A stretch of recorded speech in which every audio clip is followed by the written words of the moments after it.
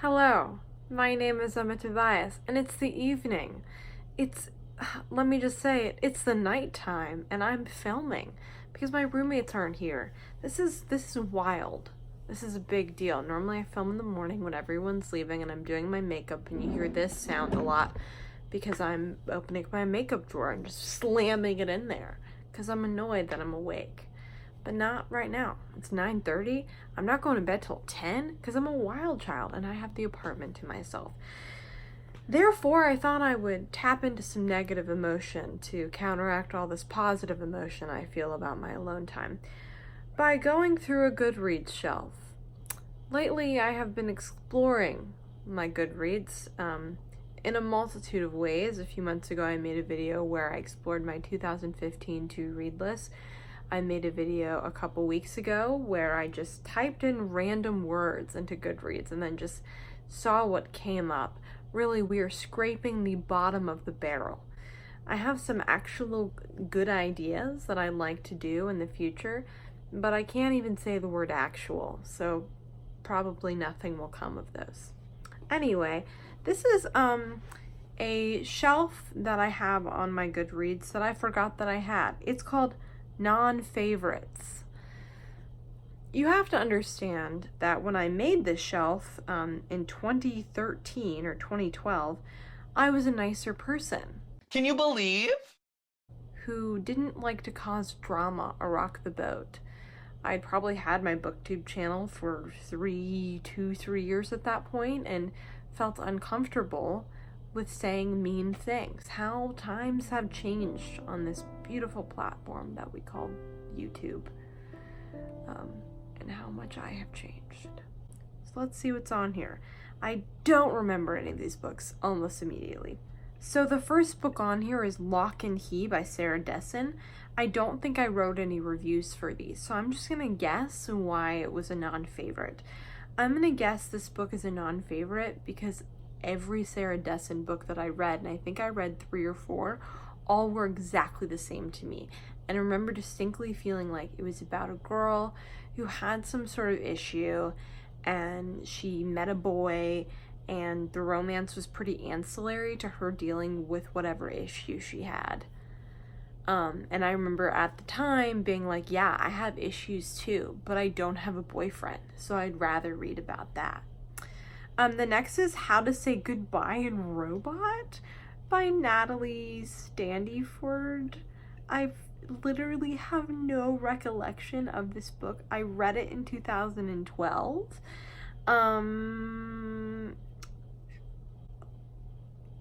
What is this book about? I guarantee you this is a book that I checked out from my school library because it has a pink cover and I thought it looked cute. But apparently it's about some people who are friends and they call each other on the phone. I'm like, it's coming back to me as I'm reading the description. It's something to do with like 2 people who can't sleep and start to like talk to each other at nighttime and then they sort of fall in love. I don't remember this. Obviously I hated it, which makes me think something really dark happens at the end of the book, and I probably thought to myself, lots of dark things happen to me, but I don't want to read about it. The next book we have Which Brings Me to You by Steve Almond. All of these books I was giving like 3 stars so far. We're in the 3-star category. So Which Brings Me to You is written by Steve Almond and Juliana Baggett, and apparently it has to do with people writing letters to each other about a romance. I don't, again, remember anything about this book. I read it in 2014, and it makes me think that I just thought it was probably really boring and about rich white people who were in a bad marriage, which is another genre that I still actually hate today, so that's something that makes sense. Next, we have the first 2-star rating, and that's Delirium by Lauren Oliver, which I used to say was the worst book that I had ever read. Delirium, if we remember, is a YA dystopian in the height of YA dystopia about a world in which love is outlawed.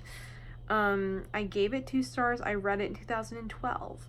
I guarantee you actually remember, no, I lied. I remember why I didn't like this book, because I thought it was really silly, and there was one particular part that I hated, which is when the main character is standing naked in like this abandoned house and like compares her back to the moonlight, and I remember thinking that was totally pretentious and horrible, and I hated it.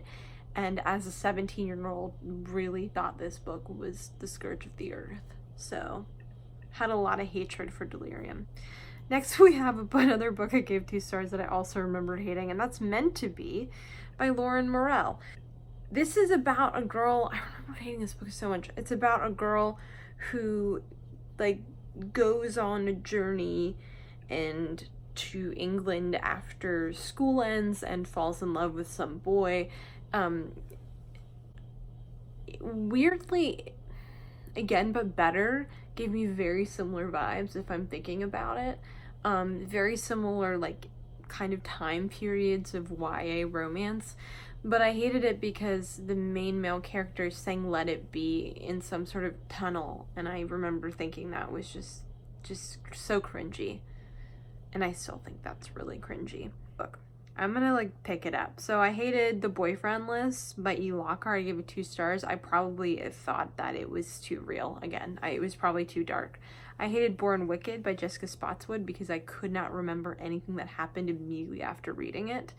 I hated Wuthering Heights by Emily Bronte, which I think is just a correct opinion. And then finally, a book I gave 1 star, the only book on my non-favorites list that I gave 1 star, Cinder by Marissa Meyer. Let's see if there is a review of this. I read Cinder, I think a little bit after everyone else did. I read it apparently in 2012, the end of 2012, and no, I of course didn't write a review. I DNF'd this book at 26% because I figured out the whole plot, went on Goodreads, confirmed that I had figured out the entire plot, and then just said, I'm not very smart, and the fact that I could figure this out is disturbing to me. I hate fairy tale retellings. Fun fact about me, I find them so boring, and I especially hate Cinderella fairy retellings because I find them to be the most boring. And I've got a lot of love for like Ever After and the Cinderella story, but if it's in a book form, like I don't care. So those are the books that I consider non-favorites from the year of our Lord 2012 to like 2015. Let me know if you want me to do a non-favorites now. It's such a nice way of saying that. Also, if you want me to reread any of these because you have a passion and belief that they are good books, also tell me, because I could do that too, and that would be kind of funny. Alrighty. I hope you have a lovely day. Bye.